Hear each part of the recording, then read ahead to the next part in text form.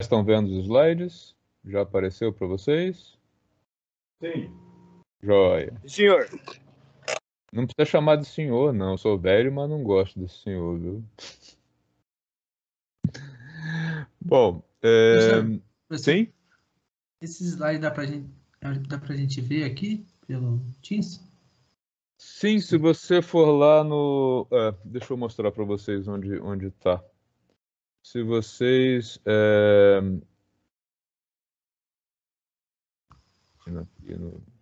na equipe, que vocês já veem, tá? Quando vocês entrarem aqui na equipe de inovação, tá?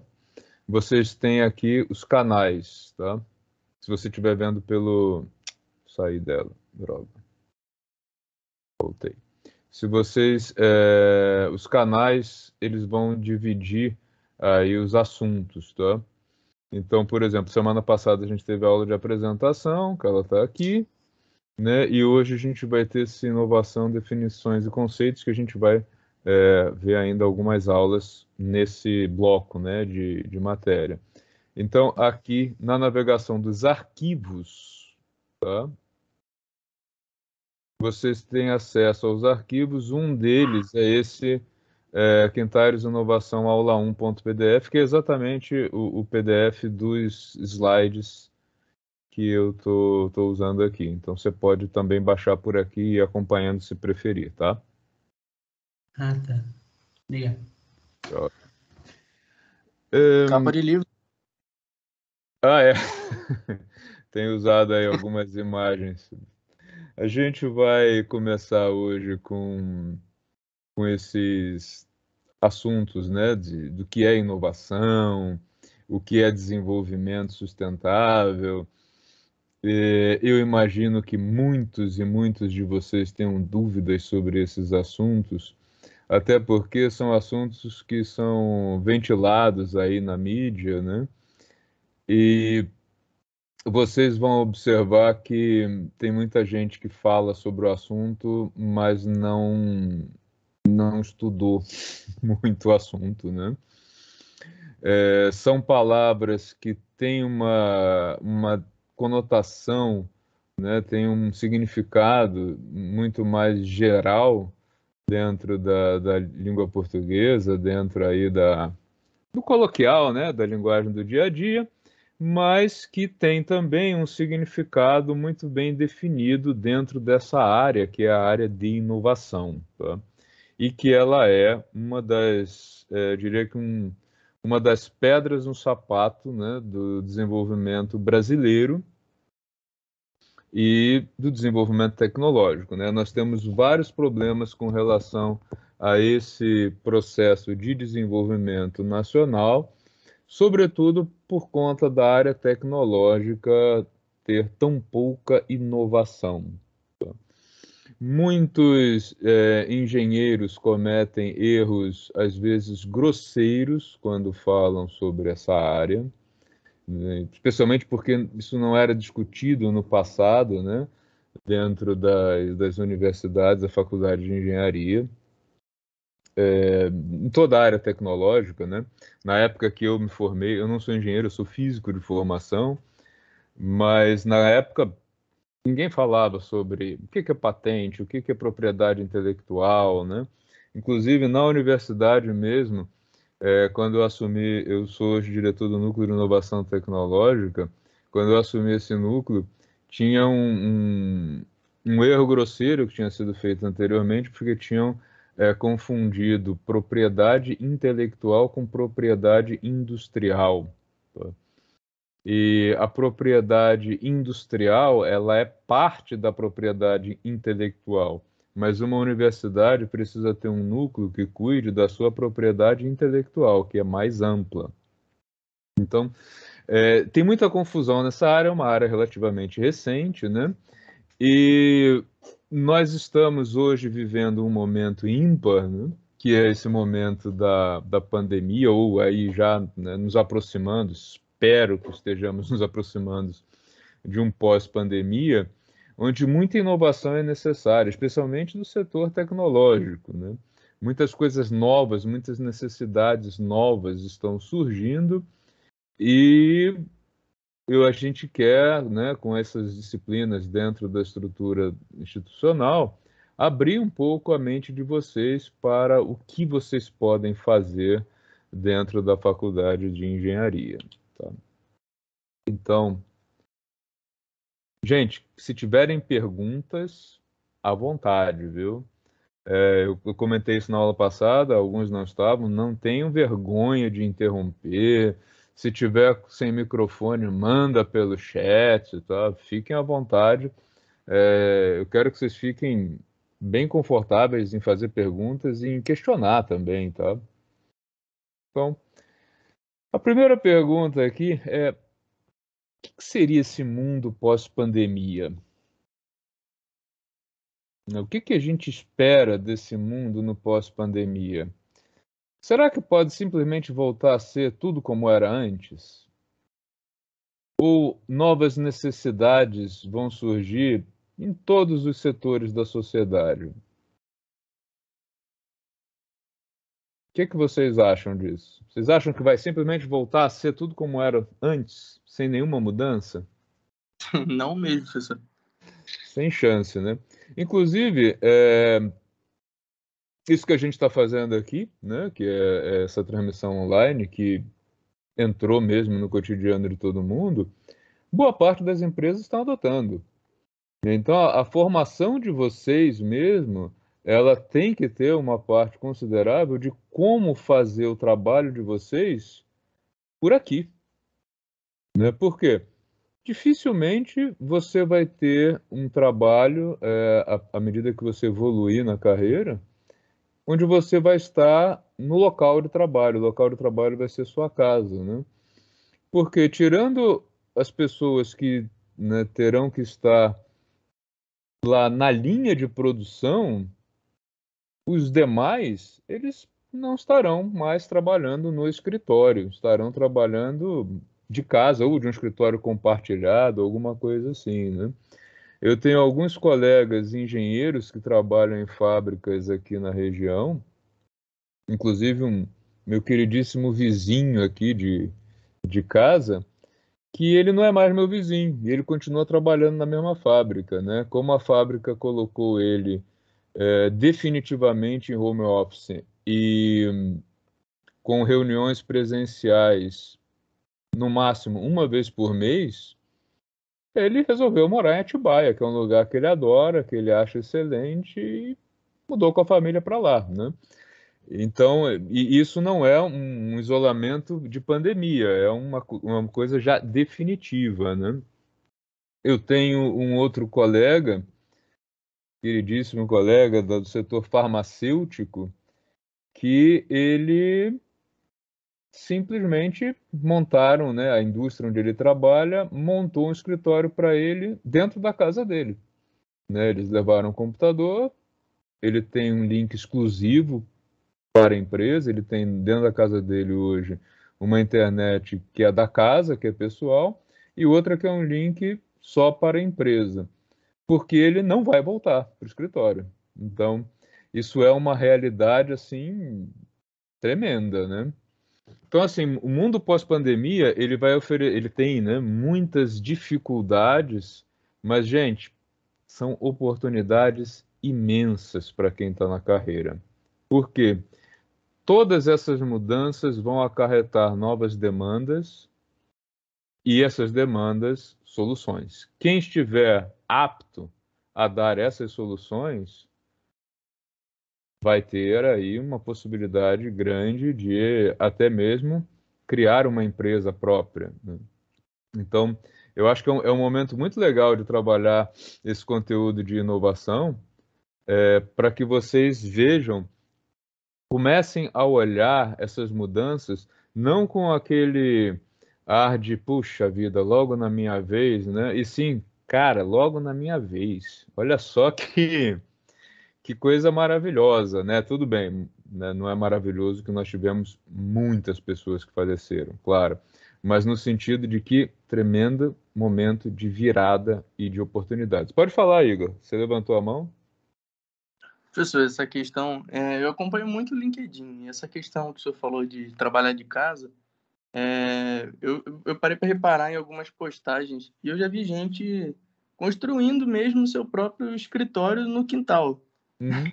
Eles fazem, assim, tem diversos links e já vi pessoas que trabalham com isso agora, construindo escritórios nas outras casas, sabe? Para essas pessoas. Sim. E aí todo mundo fala, todo mundo aqui na empresa fala, vocês jovens são o futuro.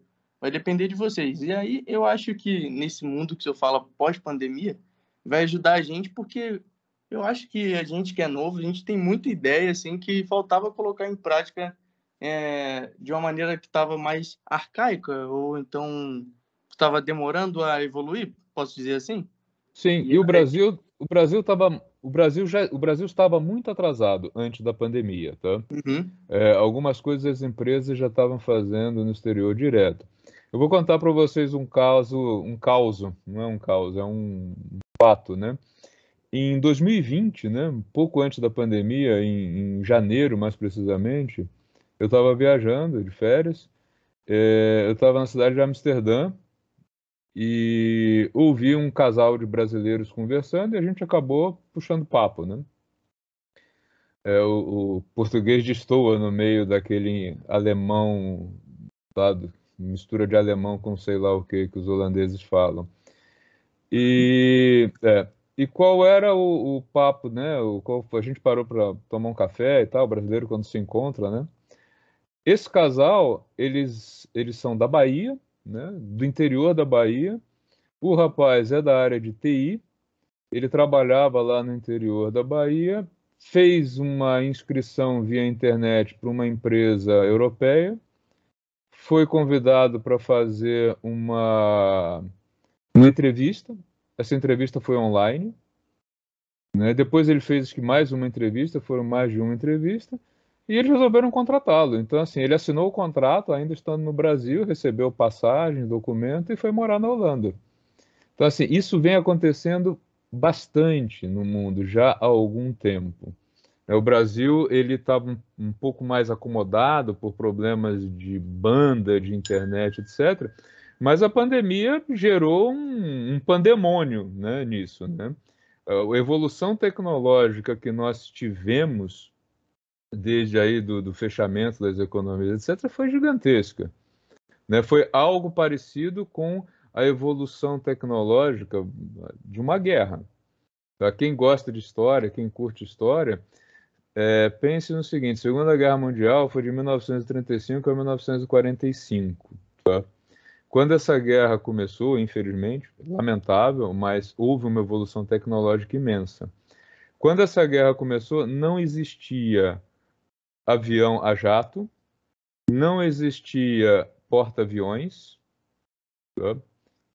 Falar aí de outras coisas, né? Só queria focar nessas duas. E no final da Segunda Guerra já existiam os caças. Se você pegar uma imagem de um avião do início da Segunda Guerra e o avião do final da Segunda Guerra, você vai ver que foi uma mudança tecnológica assim absurda, que demoraria muito mais tempo para ocorrer, não fosse aí, infelizmente, essa necessidade que foi da guerra. Hoje a gente está vivendo uma situação um pouco parecida, né? Só que agora não é um graças, né? Aí a, a Deus ou sei lá o que vocês acreditem, não é por uma guerra mundial, mas é uma situação de emergência mundial que é. Por exemplo, os protocolos e todo o processo de pesquisa para a criação de uma vacina, no início da pandemia, vocês sabem qual era a expectativa de se chegar a uma vacina? Alguém tem ideia? Tempo normal para as vacinas das doenças anteriores até então? Ninguém sabe. Era de 10 anos. Tá? Se eu não estou enganado, a vacina mais rápida que foi desenvolvida e testada anteriormente levou 8 anos para ficar pronta. E nós tivemos aí, em menos de um ano, várias vacinas aprovadas. São as melhores possíveis? Não, não são. Elas ainda têm aprimoramento, mas elas já estão prontas. Então, é um exemplo. As mudanças de comportamento, elas vão ocorrer e muito, tá? E elas vão ficar. Eu vou falar um pouco também até da minha experiência da minha velhice, né? Quando eu era menino, isso faz tempo, dentista não usava luva, dentista não colocava plástico em torno dos equipamentos, nem da cadeira, muito menos colocava um avental em alguém, tá? Dentista também, alguns usavam touca, tá? Mas alguns. Máscara e luva, nem pensar. Vocês sabem a partir de quando que os dentistas começaram a usar isso? Provavelmente vocês, pelo que eu estou vendo aqui das carinhas, os que estão com foto, nenhum de vocês passou por essa experiência. Mas alguém se arriscaria a dizer quando que isso mudou?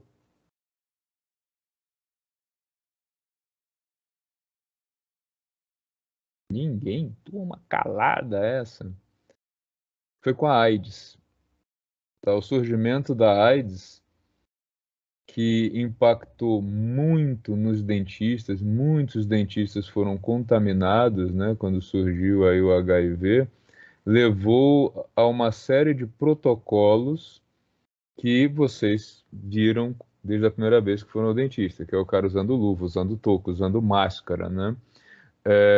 Hoje alguns já estão usando a Face Shield e já viram que ela é extremamente necessária, né? Os testes que foram feitos, Face Shield é aquela cobertura facial, né?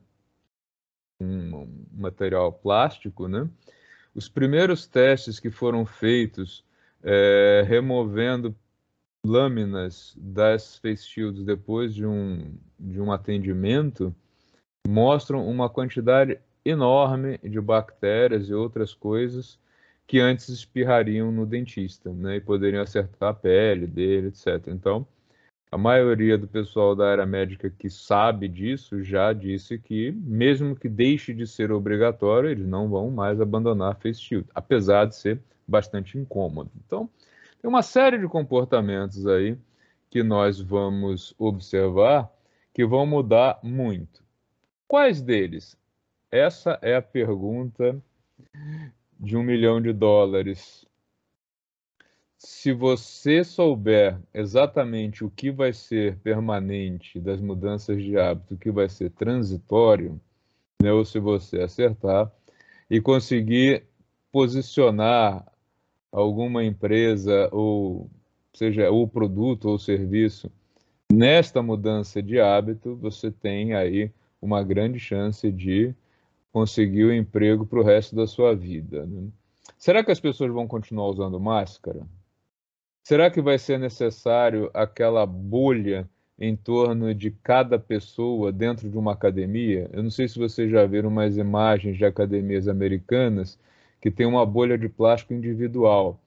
Então o pessoal entra, fica dentro dessa bolha, fazendo na aula de aeróbica, alguma coisa assim, sem ter contato um com o outro. O cara que fabrica aquilo, né, que hoje são poucos, se aquilo vier para ficar, ele pode ganhar muita grana, né? E certamente vários problemas vão ocorrer por praticar o exercício ali dentro. Então tem uma série de hábitos. Será que a máscara vai ser obrigatória?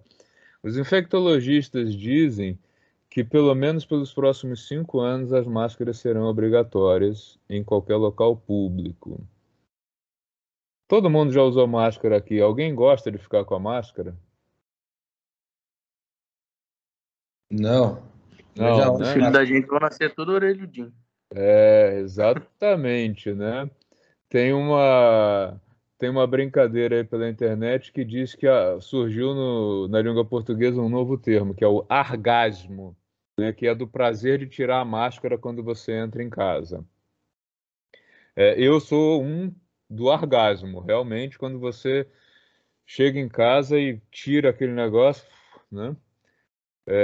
Quem gosta de praticar atividade física ao ar livre sofre muito, né? Eu gosto de pedalar, de caminhar e correr também, e tem tido sérios problemas com o uso da máscara. A frequência cardíaca sobe muito, né? Eu faço treinamento sempre com frequencímetro. Então tem uma série de problemas que surgiram pela introdução da máscara que eles precisam ser resolvidos, né? Por quem? Vocês, né? Futura geração. E precisa pensar nisso, né? Como criar uma máscara que não machuque a orelha, que não deixe você com isso aqui tudo marcado? Como criar uma máscara que permita um professor dar aula sem que vocês tenham aí dificuldade de ouvir, né? Provavelmente nós retornaremos neste semestre com aulas presenciais. Não se sabe ainda exatamente quando, se na próxima semana ou mais para frente. Mas independente disso, nós estaremos com máscara. Vocês não vão me ouvir tão bem quanto estão ouvindo agora. Isso é um problema. Mais um problema que precisa ser resolvido por quem? Pelos futuros engenheiros, né? Então, são ótimas soluções e ótimos temas para os trabalhos de conclusão de curso de todos vocês. Soluções, soluções, soluções. Por quê? É um volume tão grande de novos problemas, é uma gama tão gigantesca de problemas novos que estão surgindo, que todos eles precisam ser sanados. Então, e cada um desses problemas que deve ter uma solução é uma oportunidade de empreendimento para o pessoal da área que aquilo envolve, né? Como produzir máscaras, etc, etc. Então, na mudança de hábitos, o difícil é saber se isso vai ser transitório ou permanente, né? Me parece que a partir do próximo dia 1º, né, 1º de setembro, os restaurantes poderão trabalhar com capacidade total. Ótimo. Mas as pessoas não são obrigadas a ir, né? Será que as pessoas vão se sentir confortáveis de entrar num restaurante do jeito que eles eram antes?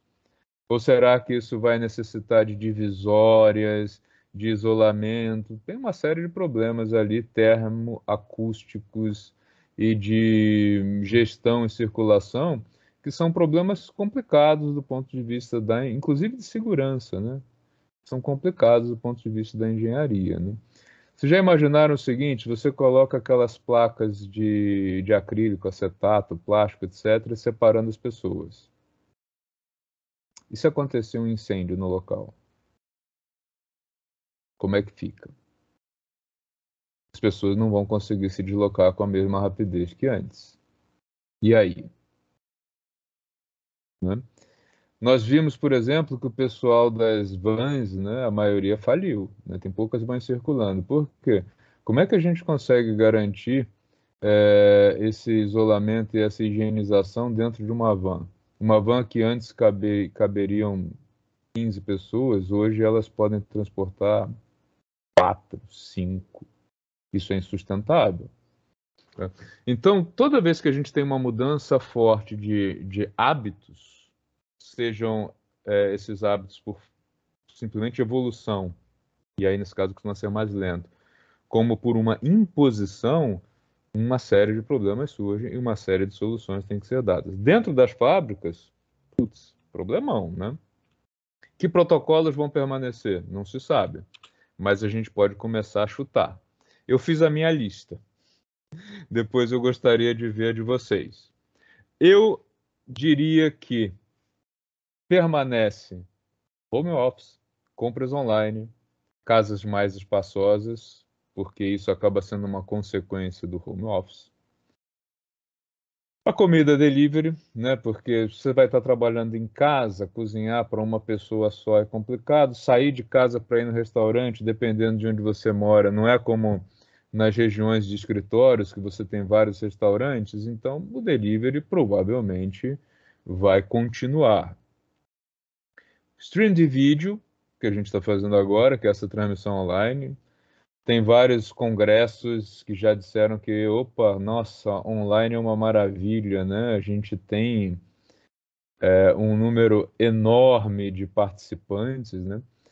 Em outra empresa onde eu trabalho, eu faço capacitações, né, com o pessoal. Quando eu estava no modo presencial, eu ia nas unidades e eu tinha 5, 10, pai. Eu acho que uma vez eu tive 40 pessoas. Eu já tive mais de 100 depois que a pandemia começou. Na verdade, teve um dia que eu e um colega fizemos uma transmissão, tinham 300 pessoas, quase que a gente chegou no teto do que o sistema permitia. Então, assim, um volume de pessoas atendidas numa transmissão online é muito maior. E isso é muito interessante. Então, acho que é uma coisa também que não deve. E aí, outra consequência, trajes confortáveis, né? O cara está em casa, né? Não precisa ficar usando roupas muito formais, né?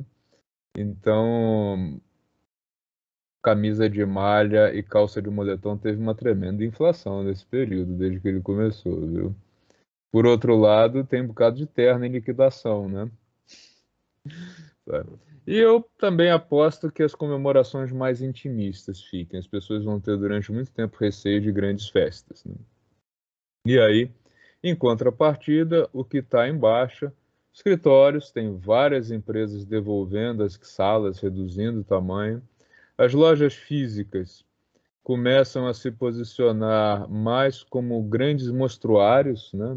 Quando você, eu quero comprar esse produto, mas eu queria ver, né? Então a loja física começa a ter mais esse apelo, né, de um lugar onde você pode ter contato com o produto, mas não necessariamente onde você vai comprar.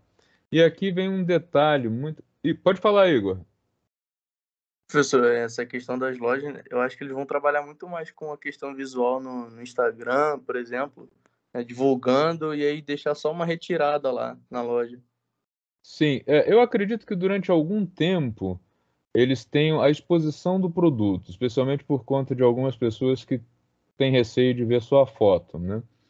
Mas já ocorreu, Igor, em várias empresas, as maiores começando, né? Magazine Luiza é uma delas que, na realidade, essas empresas tinham projetos e eles aceleraram esses projetos. E o que aconteceu por trás da organização dessas lojas é que antes você tinha a operação física, que era a principal, e uma operação à parte, paralela, que era, desculpa, a venda online. O que aconteceu é que eles ampliaram a venda online e o sistema da loja físico, ele migrou para dentro do online. Então, hoje, quando você vai numa grande varejista, como Magazine Luiza é um exemplo, tá? Falo porque é um bem popular e tem aqui na região também. Quando você vai no Magazine Luiza e você faz a compra, na verdade você está fazendo a compra online. Né? Só que o produto vai ser entregue para você na hora, mas do ponto de vista interno, para eles não tem mais diferença. Então, essa foi uma mudança em que a operação digital, que começou como uma à parte, ela cresceu, cresceu, cresceu e engoliu a outra operação. O mesmo ocorre com os automóveis, né? Quando você vai comprar um carro novo, um carro 0 km, numa concessionária, pelo menos todas as que eu vi, o pedido é feito via internet, como se você estivesse comprando de casa, né? Inclusive, tem algumas montadoras que têm um sistema que você faz o pedido e ele identifica onde é a concessionária que você pode ir para fazer a retirada e fazer a negociação dos documentos, etc. Mas o sistema, ele é o online, né? A loja física passou a ser muito mais um ponto logístico, né, para distribuição do que, de fato, um ponto de compra. Sabe? Os restaurantes tiveram aí uma queda enorme, enfim. Cinema e teatro, tremendo problema, né? O cinema, em especial, com ventilação forçada, o que é bem ruim para uma situação atual, e os teatros também ficam bem complicados, né? Os trajes formais, obviamente, aí as festas com muitas pessoas. Eu vou falar rapidamente. Vocês estão entendendo o que eu estou falando? Tá tudo ok? Não tem nenhuma dúvida? Tranquilo? Tá ok. Eu só tenho dúvida quanto ao álcool gel. E aí, será que vai manter? Eu creio que sim. Eu creio que sim. Quem investiu na fabricação de álcool gel tem uma avenida pela frente, viu? Porque virou um hábito, né? Virou um hábito. Eu vou elencar rapidamente agora, porque eu não quero me alongar mais ainda nesse slide, só para vocês começarem a refletir, e um dos meus grandes objetivos nessa disciplina aqui é colocar dúvidas na cabeça de vocês, né? Geralmente nas disciplinas o objetivo do professor é esclarecer dúvidas. Eu quero colocar dúvidas, porque inovação se faz com dúvidas, tá? Vamos lá. Home office. Putz, problemão. Tirar o ruído do cachorro, fone de ouvido confortável, problema de ergonomia. Tem um mundo de problemas que vem junto com esse home office, né? Necessidade de cadeiras mais confortáveis, pano de fundo, né? Eu não estou usando nenhum pano de fundo aqui, mas quem não tem que dividir uma sala para isso, né? É um tremendo problema. Uma lista longa de problemas, iluminação, tá? Tudo isso são coisas que vão precisar ser resolvidas, né? Compras online. Compras online é um festival de problemas. Todo mundo que já fez compra online sabe. Existe um tipo de empresa, e uma delas captou $1 milhão de dólares em rodada de investimento, tremenda grana, né? Com uma área específica chamado Last Mile, última milha, né? O nome que eles se auto desse setor, que não é a grande transportadora, é a empresa que se responsabiliza pela logística final, né? Então, chegou aqui no centro de distribuição de Taubaté, essa última fase, que é a entrega, ela é muito complicada, porque ela é muito onerosa, né? Porque enquanto você está transportando, tantos pacotes vão lá para Taubaté, tantos pacotes vão para São José dos Campos, beleza, você está ainda otimizando o caminhão que vai fazer o transporte. Agora, quando chega nessa fase final, agora vamos entregar, e com o volume que eles estão tendo, fazer a logística disso, é preciso ter pessoal local que conheça minimamente, né? Tudo bem que hoje tem Waze, tem uma série de coisas e tal, mas ter algum conhecimento da região é essencial. Então, as empresas que estão fazendo isso, elas estão captando muito recurso. Por quê? Porque era um dos maiores gargalos logísticos, né? O produto chegava no centro de distribuição final e ele ficava muito tempo parado lá. Então, isso era um problema que gerava insatisfação do cliente e o problema de ter um galpão grande, porque o produto ficava muito tempo lá. Então, tem vários problemas aí nessas compras online. Casas com mais espaço. Vocês têm ideia de qual foi a inflação no MDF no último ano? Alguém trabalha aí com marcenaria ou conhece um marceneiro? Não. Vou contar para vocês. Mais de 100%. Por quê? As pessoas começaram a ter que fazer móveis para trabalhar no home office, né? As empresas começaram a ter que fazer móveis para mandar para casa do trabalhador. E isso gerou uma inflação enorme nos MDFs. Tanto é que os marceneiros, que antes eles faziam o cálculo de quanto cobrar 100% do valor da compra do material, eles baixaram para 60% ou 50%, porque não dá, ninguém compra se ele colocar 1 para 1. E aí tiveram que reduzir a margem, de tanto que subiu o preço dos insumos, tá? Comida delivery traz problemas? Putz, pizza chega em casa que é um horror, né? Se você pedir pizza de 3 sabores, chega em casa um só, mix. Tem problema da embalagem, tem problema no aquecimento, né? A comida chegar fria. Comida japonesa, por exemplo, a embalagem é um problemão, né? O grau do motoboy. O grau do motoboy é complicado também, né? E vai em todos os setores, tá? Os grandes chefs, né? Esses super restaurantes caros, eles estão com um problemão que quem resolver tem aí chance de ganhar muito dinheiro, porque uma das coisas importantes para eles é a beleza do prato, né? Eles entregam aquele prato enorme com um pouquinho de comida que deixa qualquer um com fome, né? Eu, particularmente, acho aquilo um horror, né? Não consigo imaginar como é que começou aquilo, né? Quando eu sou convidado para ir a algum lugar que tem esse tipo de coisa, eu janto antes, assim, então, não dá.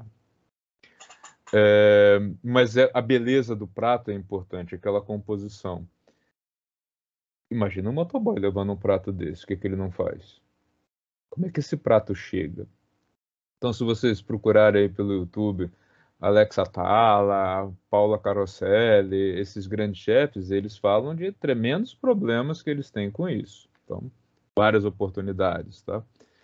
Stream de vídeo, nem se fala, né? O que o pessoal da NET e da Telefônica está penando aí com a transmissão desses vídeos para manter a qualidade do serviço é gigantesco, né? Os trajes confortáveis também está sendo uma oportunidade muito grande, uma reviravolta no mercado de moda que movimenta muito dinheiro, né? E as comemorações mais intimistas, né? Elas precisam de um serviço especial, etc, etc. E isso muda muito, porque antes os caras estavam acostumados, por exemplo, a um salão de festas. Esse salão de festa está ficando inviável hoje. Né? Quem contrata um salão de festas, quem vai ter coragem de colocar 500 pessoas numa festa? Eu tenho uns dois colegas, três, dos caras assim bem pão duro que eles aproveitaram a pandemia para casar. Vocês imaginam por quê, né? Imaginam? Não? Não precisou fazer festa, não podia, estava proibido.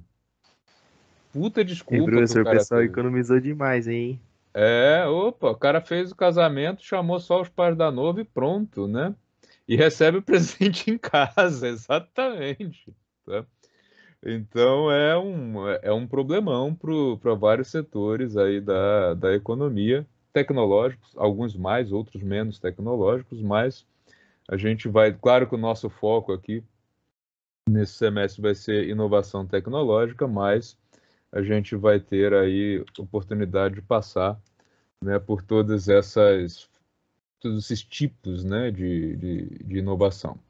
E aí eu coloquei esse slide só para a gente pensar um pouco no quanto de empresas que surgiram, que ganharam dinheiro e que cresceram muito de valor por trazerem soluções novas para os novos problemas.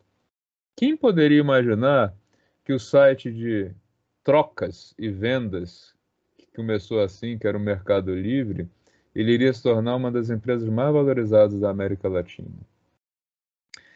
Que as empresas, né, que oferecem a possibilidade de fazer o pagamento sem que você tenha que tocar na maquininha da loja para não ter a transmissão do vírus, elas iriam deslanchar tanto. E as empresas de logística, nem se fala, a logística mudou muito, teve que evoluir muito rápido por conta dessas entregas. E as pessoas querem produto rápido, né? Então, a concorrência ficou muito complicada. Tem uma empresa aqui de Taubaté, que ela é uma das que estão dando uma solução de um tremendo problema novo, chamado split financeiro. Vocês têm ideia do que é isso? Pessoal, pode falar, só o Igor que fala nessa turma. Vitória, você está proibida de falar? Felipe, pode falar, meu filho. Não fica com medo, não. Em relação à divisão das ações das empresas, dobramento. Não, mas não esse split, não esse split. Esse é do desdobramento de empresa. Tem um outro split agora que é um problemão, que é o seguinte. Quando você começa a operar como marketplace, a minha empresa vende produtos de outras pessoas, né? Eu até me responsabilizo pela entrega, mas esse produto nem passa por mim. Eu estou vendendo e é um outro cara que está vendendo produto que ele está usando o meu espaço digital. Só que você faz o pagamento para minha empresa. E aí eu preciso pagar imposto sobre a totalidade disso. Só que, na verdade, eu vou ficar só com uma parte, que é aquilo que eu estou cobrando por vender o produto. Eu tenho que repassar para ele, que, na verdade, ele que é o vendedor. Tá? Então, ao entrar no caixa da empresa vendedora, isso vai gerar um tributo muito grande que depois gera vários questionamentos. O que que é esse split? É um sistema financeiro que, quando você faz o pagamento, ele divide.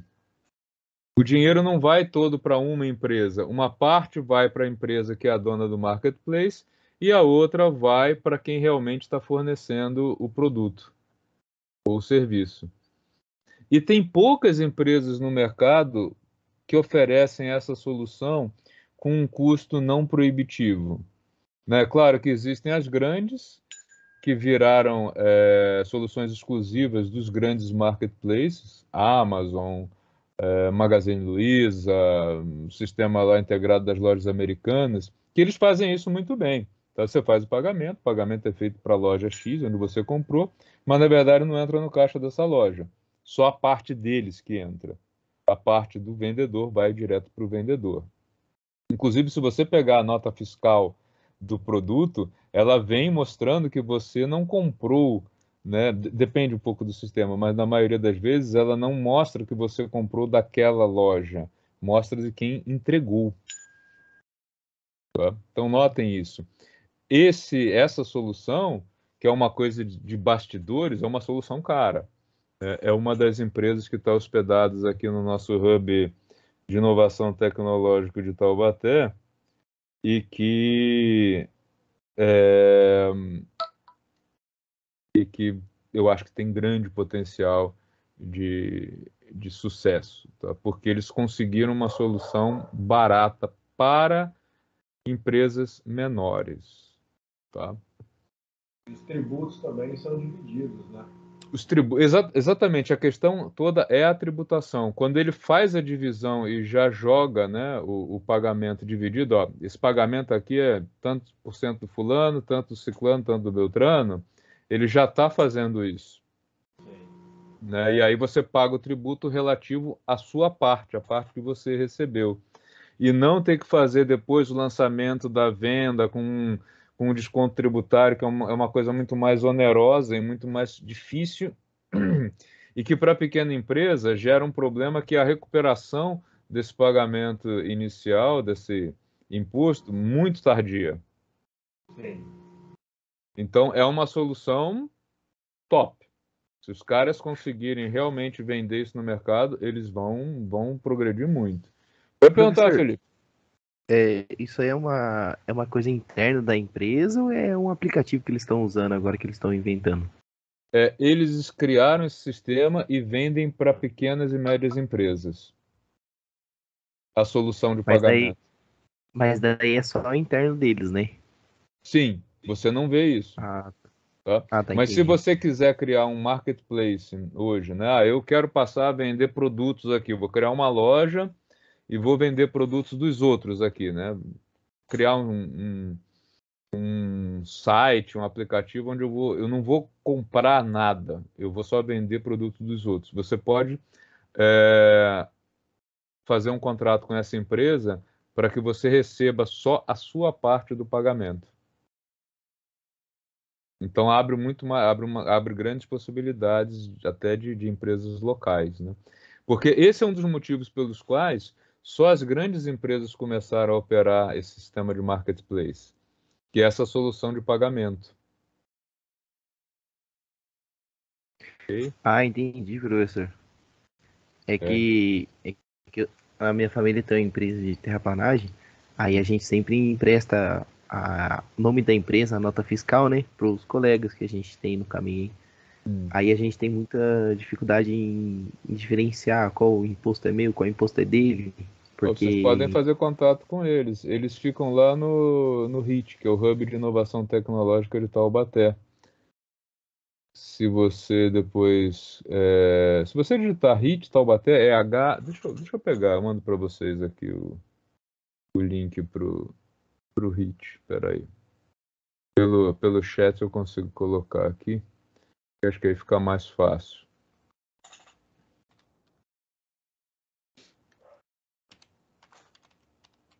Eu não conheço o pessoal desta empresa, tá? Eu faço alguns trabalhos com o pessoal desse hub de inovação, e aí eles estavam comentando que é uma das empresas que eles têm mais expectativa, que a empresa opera lá dentro, né, desse hub, e é uma das que eles têm expectativa que tenham mais sucesso, né, e até que saia do hub. Ah, sim, se eles se investirem nessa parte aí e pegar bastante empresinha pequena aí, ó, eles vão sair no lucro, viu? Vão sair. Porque hoje em dia tem muita gente com dificuldade de abrir empresa, ou abre o microempreendedor, aí sobrecarrega o valor anual lá, aí eles não conseguem mais emitir nova. Um monte. Eu trabalho na outra instituição que eu trabalho, a gente tem um programa de empreendedorismo e inovação que a gente acompanha aí as startups, é dureza, viu? A gente sempre orienta, né, o seguinte, olha, pense no tamanho que a sua empresa vai ter. É claro que você pode abrir como MEI e depois migrar, mas às vezes o cara dimensiona mal, aí ele tem que fazer a migração logo no primeiro ano. Ixi, o que mais tem é problema, né? Empresário no Brasil se vira muito mais do que qualquer outro, né? Bom, Então, mas o pessoal acha, não vou gastar não, e o imposto vai aumentar muito, deixa quieto, deixa eu abrir um microempreendedor só e vamos que vamos. Aí chega no final do mês, a coisa toda aí, só correndo pra tentar achar gente que empresta nota. olha, e tem umas coisas que acontecem assim complicadíssimas, né? Que a gente vai falar bastante nessa disciplina sobre a questão da propriedade intelectual.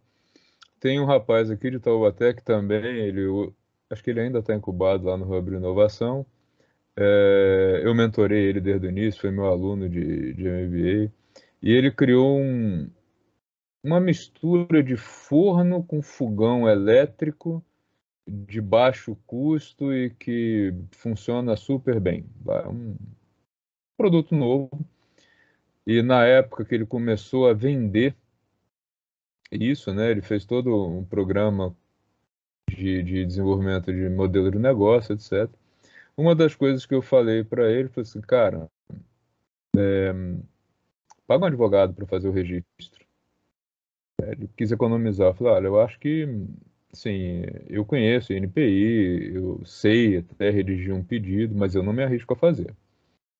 Sei redigir numas, né? Eu faço o rascunho e peço para um advogado fazer. Eu acho que é uma economia porca, né? Economia desnecessária.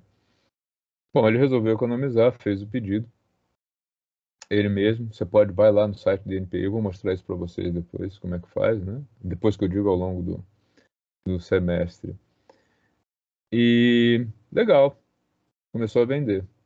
Descobriu que tem 3 pessoas questionando o nome que ele está usando e a marca. Ele não vai conseguir, ele não tem direito àquela marca. Ele já vendeu, tem um monte de produtos no mercado já. Ele gastou dinheiro fazendo site, fazendo propaganda, marketing, etc, etc. E agora ele não tem direito ao nome. Né? Ainda não teve nenhum questionamento quanto à propriedade intelectual do produto, que é a patente. Mas quanto à marca, ele não vai ter direito a usar. E já não é o primeiro caso. Tem uma outra empresa que eu assessoro ainda, que eles vieram com tudo pronto, logo, etc. Tinham gasto uma grana considerável com uma empresa de marketing. E a pergunta cabal, né? Vocês fizeram rastreio para ver se esse nome ele é viável, né? Aí eles, não, o pessoal da empresa garantiu que fez, mas eles mostraram para vocês. Pelo valor que eles me falaram, eu falei assim, olha, eu acho que não fizeram. Porque rastreio é uma coisa relativamente cara, né? Quando as empresas fazem.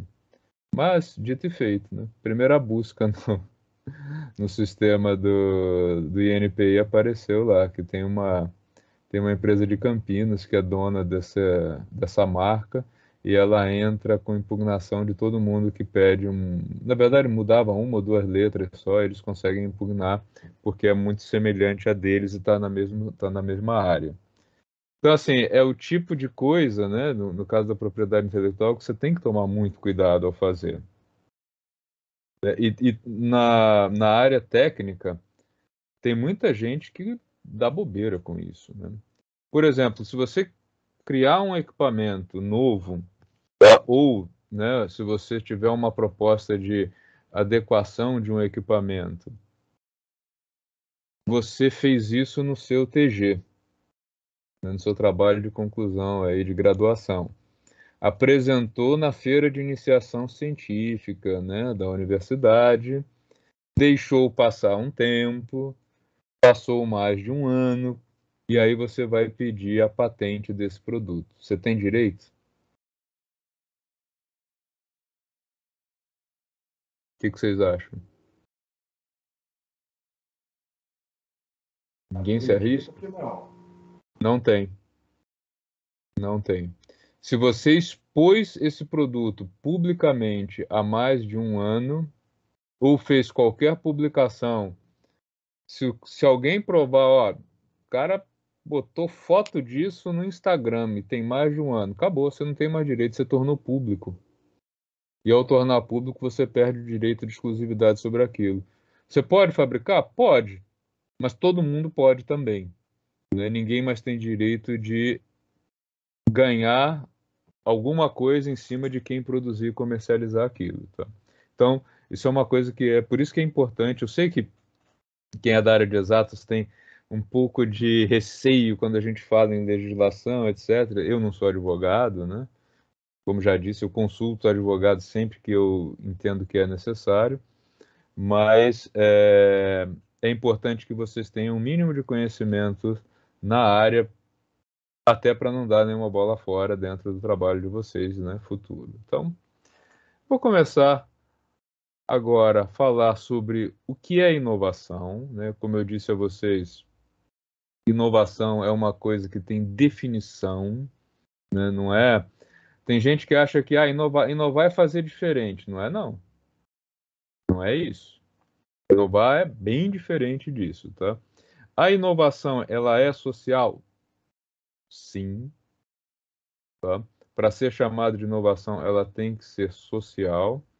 E ela dá margem, né, dá aí base ao que a gente chama de empreendedorismo inovador, que é o ponto onde você tem uma inovação e você pode transformar isso num negócio, ou um negócio próprio, ou num negócio dentro de uma empresa, né, que é o empreendedorismo intramuros de uma empresa. Tá?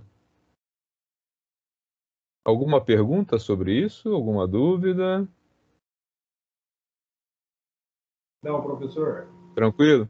Então, ó, vou começar agora a bancar advogado, tá? Não fiquem com receio. Ó, lá na lei federal, todas essas leis que eu estou citando aqui, eu disponibilizei elas para vocês, tá? Tem o link para acessar o local onde a lei está publicada e tem também os arquivos em PDF para que vocês comecem a se habituar com uma coisa... É agradável, gente, é chato ler lei para quem é da área de exatos, mas, putz, infelizmente, faz parte, né? Então, olha só. A lei federal, que é de 2004, ela diz que inovação né? Ela está definindo o que, do ponto de vista da legislação federal brasileira, é chamado de inovação. É a introdução de uma novidade ou de um aperfeiçoamento de alguma coisa em ambiente produtivo e social, que resulte em novos produtos, serviços ou processos. Tá? Então, ele reconhece a inovação como produto, serviço e processo. Ou que compreenda a agregação de novas funcionalidades ou características a um produto, serviço ou processo já existente, né, e que resulte em melhorias e efetivo ganho de qualidade ou desempenho. Então, olha só, quantos detalhes tem aí no que a gente chama de inovação? Quando ele diz que é em ambiente produtivo e social, né, começando a destrinchar isso lá do início, ele está dizendo o seguinte: se você inventou alguma coisa, criou um equipamento, mas ninguém se interessou por isso, não atendeu a necessidade de ninguém, seja empresa ou pessoa, isso não é inovação. Tá? E não ser inovação, não ser caracterizado como inovação, tem implicações? Tem. Tem bastante recurso disponível e muitas facilidades nos trâmites burocráticos legais para aquilo que é caracterizado como inovação. Tá? E se não for, segue o fluxo normal. Tá? Quando ele diz que resulte em novos produtos, serviços ou processos, ou que traga novas funcionalidades, ele está dizendo o seguinte, ó, o equipamento ele já existe. Eu posso pegar esse equipamento e fazer uma modificação nele, e se eu provar que essa modificação ela traz uma nova funcionalidade, ela traz um ganho, um benefício de fato neste equipamento, ele pode requerer a propriedade intelectual desse ganho. Eu acho que eu cheguei até a comentar com vocês na aula passada, tem uma patente muito interessante de uma pessoa que pegou uma bicicleta ergométrica e fez uma adaptação para que ela fosse usada não para ser movimentada com as pernas, mas com os braços, que é para fisioterapia de pessoas que têm problemas e sofreram acidentes e a movimentação é nos membros superiores. E essa pessoa conseguiu o registro desse produto. Ela é dona da exclusividade do produto. Inclusive, é uma história interessante porque foi uma advogada, não é uma engenheira, que sofreu um acidente e teve a ideia de fazer essa adaptação para conseguir fazer os exercícios. Ela é dona dessa patente. Então, ela pegou alguma coisa que já existia, deu uma funcionalidade nova e transformou isso num novo produto. Tá? Que, na verdade, não é um novo produto, é um produto aperfeiçoado. A gente vai ver, quando chegar à parte específica de patente, eu estou só dando alguns spoilers nessa primeira aula, que existe patente de invenção, tá? E a patente de modelo de utilidade. Tá? Invenção é, eu criei alguma coisa nova. Né? Vamos ver o exemplo do colega aqui, engenheiro de Taubaté, que criou o sistema novo lá para cozinha, né? Fogão já existia, né, gente? Fogão é uma coisa que existe há bastante tempo, todo mundo, né, tem em casa. Forno também. Então esse cara, ele não pode pedir uma patente de invenção porque ele não criou nem um fogão nem um forno, essas coisas já existiam. Mas ele criou uma nova forma de constituir isso e que traz algumas funcionalidades muito diferentes, né, algumas formas de preparo muito diferentes daquela tradicional do fogão convencional e do forno. Por isso ele está requerendo uma patente modelo de utilidade, ou seja, um aperfeiçoamento, tá, em relação àquilo. Tem alguns equipamentos cirúrgicos que o cara simplesmente, alguém ficou prestando atenção no trabalho do cirurgião, também dos dentistas, e observou o seguinte: pô, se tivesse uma alça aqui, se esse negócio tivesse uma articulação e virasse para cá, né, iria evitar esse trabalho dele, etc. E o cara consegue patentear isso. Tá? Então, é um aperfeiçoamento que dá nova funcionalidade àquele produto. Tá? Então, e aí você tem que mostrar que dá uma funcionalidade nova, que dá uma melhoria de qualidade ou desempenho, tá, no produto, processo ou serviço. Isso é o que a lei federal brasileira entende como sendo inovação, tá? A lei do bem, que aí eu recomendo também que vocês deem uma olhada, ela também fala em inovação. A lei do bem é aquela famosa que as empresas usam para ter benefício fiscal, porque investiram, né? Ela também traz uma definição de inovação, como sendo a concepção de novo produto ou processo de fabricação. Então, reparem que a inovação não é só criar produto novo. Se você inovar no processo de fabricação de alguma coisa, você não vai mudar nada no produto, você vai mudar o processo. E trouxer algum ganho, seja econômico ou de melhoria da qualidade do produto, isso é uma inovação. Também, de novo, aqui a agregação de novas funcionalidades ou características ao produto ou processo que impliquem, as melhorias elas podem ser até não tão grandes, que é chamada incremental, tá? Ou que traga ganho de qualidade e aumente a competitividade no mercado. A palavra mercado ela é sempre presente, tem que ser alguma coisa que venda, que as pessoas paguem por isso, né? Então, aquela invenção do inventor maluco, né? Que o pessoal brincava antigamente, tinha o professor Pardal, né? Que era o cara que inventava um monte de coisas interessantes, mas que ninguém usava aquilo. Isso não é inovação, é invenção, né? Ele tem até o direito a se colocar como inventor, mas se ele não conseguir vender essas invenções, não conseguir ou ele mesmo vender ou que alguma empresa fabrique, pague a ele por essa invenção, isso não é considerado uma inovação, tá? Convenção de Oslo, também chamado Manual de Oslo, também esse documento está disponível para vocês, que é considerada a base mundial, né, a Bíblia da inovação. Quase todos os países aí que são do setor tecnológico participaram e são partícipes da chamada Convenção de Oslo. Inclusive, toda a legislação brasileira, como o Brasil é parte disso, toda a legislação brasileira ela foi criada em conformidade com a Convenção de Oslo. Ela fala em processo de inovação, consiste em recriar modelos de negócio, e aquele é mais amplo, tá?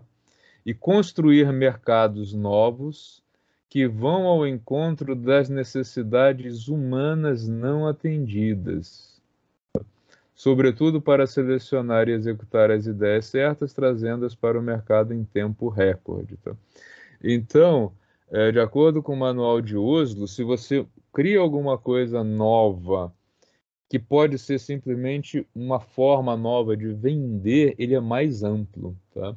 A lei brasileira, ela está em acordo com a Convenção de Oslo, mas ela não é tão ampla quanto a Convenção de Oslo permite, tá? Existem algumas coisas que no Brasil, elas não são cobertas pela legislação. Tem alguns exemplos muito curiosos. Vocês conhecem uma loja, ela já teve aqui em Taubaté, chamada Lelis Blanc. Sinto que as meninas vão se manifestar agora. Ó, escreve assim, Lelis Blanc. Uma loja baratinha. Tá? Ninguém se manifestou. A Lelis Blanc tem um perfume característico dela que quando você chega, é um perfume muito agradável, quando você chega perto da loja você sente aquele perfume, né? E ele tem uma característica que é a de associar aquele cheiro à marca. E, obviamente, esse perfume só dentro da loja que ele existe, né? Ele não é nem vendido por eles. No Brasil, eles não conseguiram registrar este perfume como marca olfativa. Nos Estados Unidos, eles têm esse registro. Então, qual é a diferença, né? É que quando você registra como produto, você tem a exclusividade por um tempo. Quando você registra como marca, enquanto você pagar as taxas, ela é sua indefinidamente, tá?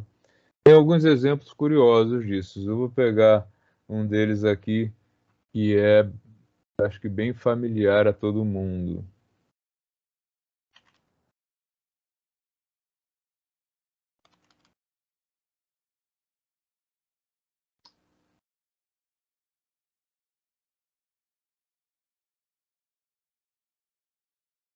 Deixa eu colocar a imagem aqui para vocês. Todo mundo conhece isso aqui, né, gente? Essa garrafinha aqui, todo mundo já viu, né? Veneno. Todo mundo já viu isso aqui. Vocês já viram alguma empresa fabricando algo parecido com esse modelo de garrafa aqui? Com esses chanfradinhos aqui com essa curva, já viram? Não tem, né?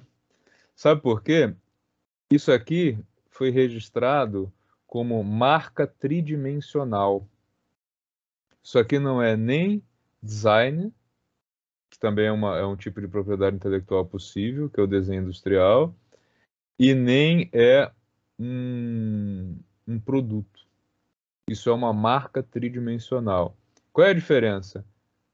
Enquanto a Coca-Cola pagar as taxas pelo mundo todo, onde isso está registrado, ninguém pode fabricar usando uma garrafa com esse formato, porque é uma marca.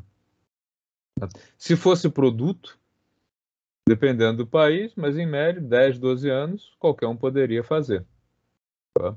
Se fosse design industrial, menos ainda, né? Vai de 8 a 10 anos, né? Se fosse só o desenho.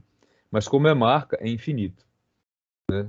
Eles podem até algum dia dizer, não queremos mais, mas enquanto for marca e eles pagarem a taxa, a cada 10 anos eles renovam, é deles. Tá? Então, uma marca tridimensional. Isso existe. Sabiam que isso existe? Marca tridimensional?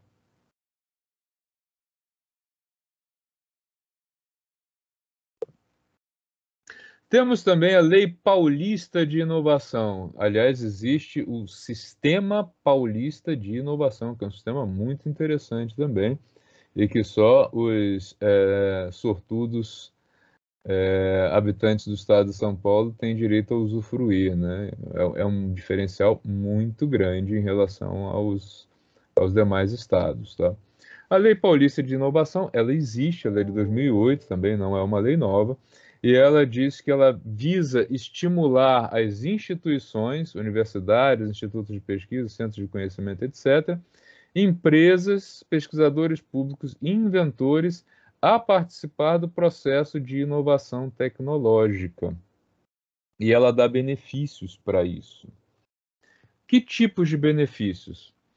Se você tem uma empresa e precisa desenvolver uma solução nova, você pode fazer isso dentro da empresa e por conta própria. Problema seu, você vai fazer com os investimentos seus 100%. Mas, se você estiver no estado de São Paulo, você pode montar uma parceria com uma universidade ou um centro de pesquisa, envolvendo os pesquisadores deste instituto, e como isso é visto como algo que vai favorecer esse elo entre empresa e universidade, existe recurso público com taxas de juros muito amigáveis para esse tipo de desenvolvimento. Então existe aí PIP-FAPESP, PIT-FAPESP, tem vários programas e acreditem, as empresas grandes, isso é uma coisa que dá até dó, né? As empresas pequenas têm receio ou nem sabem que isso existe, né? As empresas grandes, elas nadam de braçada nesses fundos, porque elas sabem que existe, sabem como usar. Então, quando vocês veem, por exemplo, a Natura tem parceria com a Universidade do Norte, do Nordeste, da Amazônia, né? Faz toda aquela coisa do desenvolvimento sustentável, e eles conseguem fazer isso com um gasto muito menor do que eles fariam se fizessem só com recursos próprios, porque eles caem na lei de inovação. Né? Então, algumas parcerias dentro do estado de São Paulo já existem, elas são muito interessantes também. E para quem está. Às vezes, o pessoal das empresas não sabe que isso existe, é incrível, né? Existem algumas coisas para as quais o desenvolvimento sai quase que a custo zero. Tá? Para as empresas do setor de educação, para as empresas privadas, né, a Unital tem uma série de restrições por ser pública, por ser municipal, né? Apesar de cobrar mensalidade, ela é uma empresa pública. Mas para desenvolvimento, por exemplo, de sistemas de ensino à distância, para compra de equipamentos ou criação de aplicativos, softwares, as universidades privadas podem fazer isso com recursos de uma coisa chamada FINEP, que é a Financiadora de Estudos e Projetos do Governo Federal, que ela quase que dá o recurso, de tão barato que ela cobra pelo financiamento. Então, são possibilidades muito interessantes que vocês precisam saber até mesmo para trabalhar dentro de uma empresa. Dizer, olha, isso aqui a gente pode fazer sim, de um jeito muito mais barato do que vocês estão imaginando, porque a gente pode fazer uma conexão com uma instituição e isso vai aí abrir um leque grande de possibilidades para a gente, né? Então, o elo, né, da inovação, a inovação ela está aonde a gente vai explorar tudo isso. A inovação ela tem uma conexão com o desenvolvimento científico, tá? Não dá para fazer inovação sem conhecimento científico, até por isso, nos primeiros semestres, todos os cursos da área tecnológica têm maravilhosas disciplinas e amadas que são física, cálculo, alguns têm biologia, então, né, dependendo da área. Então, precisa ter base científica, precisa ter a visão de que a inovação é feita para atender a sociedade. E aqui, quando eu falo sociedade, eu não falo só pessoas físicas, mas também empresas, a sociedade como um todo. Tá? Atender a um mercado, tá? Eu posso criar alguma inovação que as pessoas que vão ser beneficiadas não podem pagar por ela, mas eu posso pensar em que alguém vai pagar por isso. Tá cheio, né? São empresas que vendem serviços para estados, para municípios, porque a população que necessita daquele serviço ou daquele produto não pode pagar por ele. Isso é possível? É perfeitamente viável, tá? E a inovação também está bem ligada ao empreendedorismo, tá? Então, são os elos que a gente vai explorar aí ao longo deste semestre, tá? Aqui, por que ciência, né? Porque para ter uma inovação tecnológica, eu preciso de conhecimento científico. Né? Como é que eu posso propor uma tecnologia se eu não sei como é o funcionamento da natureza, do material, do equipamento, qual é o comportamento daquilo? Então, eu tenho que ter um conhecimento científico para poder criar uma nova tecnologia. Né? Do ponto de vista social, por que a lei fala tanto em atender a sociedade? Porque nós temos muitas desigualdades regionais, no Brasil há uma ênfase muito grande nisso, e as inovações que atendem à redução dessas desigualdades, elas têm um tratamento especial do ponto de vista governamental e fiscal também, né? Há muitos incentivos para empresas inovadoras capazes de contribuir para a redução deste problema de desigualdades. Tem que ter mercado, né? Como eu disse, em todo lugar, se a inovação não tiver quem pague por ela, não é inovação, tá? E, obviamente, isso apoia o empreendedorismo. E a ideia é incentivar que no Brasil ocorra o que já ocorre em outros países. Estados Unidos é o ícone disso, né? Onde o pessoal que está dentro das universidades, eles saem ou para trabalhar em empresas ou para criar as próprias empresas. E muitas dessas empresas criadas ali nos bancos das universidades, elas viraram gigantes aí das tecnologias, né? Exemplos vários, Google, Microsoft, Macintosh, enfim, a Apple, né? Então, são elos e o Brasil tem um atraso relativamente grande nisso, tá? Tudo bem até aqui, pessoal? Já são 8h30, a gente está praticamente estourando o tempo, tá? Então, eu vou mostrar para vocês que tem uma atividade para vocês fazerem. Se não der tempo de fazer essa atividade durante a semana, eu vou mudar a data de entrega, porque daí a gente pode usar o iniciozinho da aula da semana que vem para que vocês discutam isso, tá? E aí a gente pode até colocar vocês em grupos para que vocês façam essa discussão. Então, vou mostrar agora, vou usar esse final de tempo que a gente tem para mostrar como é que está o material da disciplina. Tá? Então, aqui, essa primeira parte, está aqui o decreto de inovação, lei de inovação, lei do bem e o manual de Oslo, está tudo na íntegra. Tá? Vocês podem vir aqui... Oi? Você pode falar. postou esses slides aí? Os slides estão aqui, ó. Esse Quintairos Inovação Aula 1. Eu não encontrei. Você tem que ir no canal Inovação. Ah, sim. e aí na área arquivos. Porque se eu colocar tudo no geral, daqui a pouco fica uma bagunça danada e ninguém acha mais nada, tá? Então achei melhor colocar assim, tá? Aqui também no canal Inovação, Definições e Conceitos, vocês têm aqui, ó, o link direto. Ah, não quero pegar aqui, quero ver como é que tá lá no site. Clica, vai para o site que ele vai, tá? Todos eles têm aí esse recurso, né? Mas o que eu peguei foi direto daqui, tá? Essas leis, quando elas sofrem algumas alterações, o legal de ter o link é que você vai direto para a versão mais atual, tá? Isso aqui depois eu vou explorar um pouco mais, hoje não vai dar tempo. Então tá aqui. Lá no canal geral, ele é o único que tem as tarefas. Pode perguntar quem alguém levantou a mão? Eu, professor. Oi, Igor. Você acredita que na aula que vem já vai ser presencial? Só que vai... Eu ainda não sei. Essa discussão está em aberto. Beleza. Tá? Provavelmente a gente vai receber essa informação aí na segunda-feira, né? Foram feitos muitos questionamentos na reunião de hoje sobre esse retorno. Inclusive, no nosso caso, ele prejudica bastante o andamento da disciplina, porque eu não sei como é que a gente vai fazer rastreio, essas coisas em sala de aula, né? É uma incógnita, tá? Pelo menos a entrega dos trabalhos eu vou manter no Teams, porque vocês vão ter que usar o computador para fazer isso, não tem jeito. Não tem como fazer rastreios, entrar no INPI, mostrar como é que se faz busca de patente se não for no computador, né?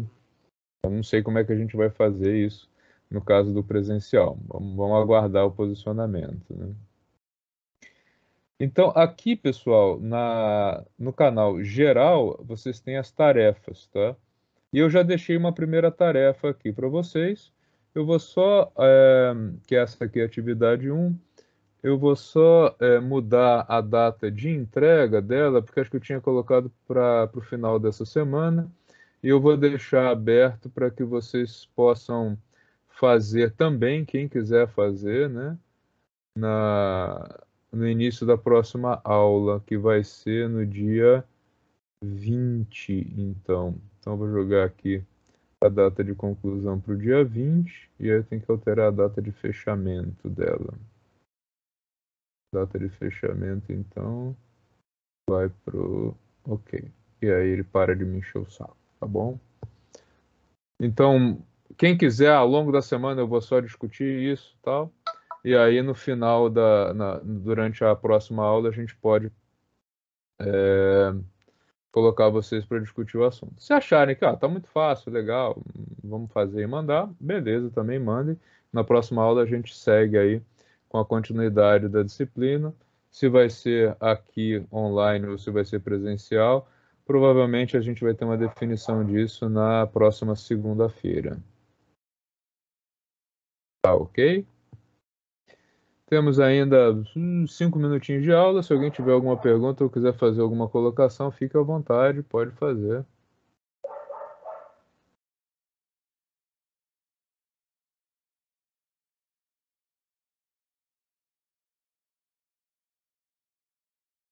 Eu já estou só baixando a lista de presença de vocês.